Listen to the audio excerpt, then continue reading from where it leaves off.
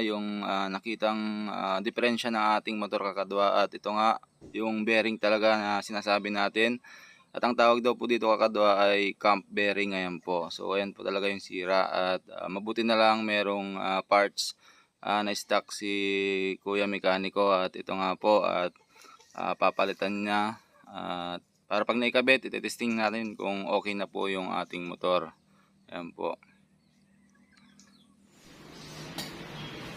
So yun nga kakadwa, naikabit na po yung clamp bearing, at binabalik na rin po ni Kuya Mekaniko yung head ng makina ng ating motor. At syempre dahil na-drain natin yung coolant, magpapalit na rin tayo ng bagong coolant, at kailangan na rin siyang palitan kasi lumang luma na.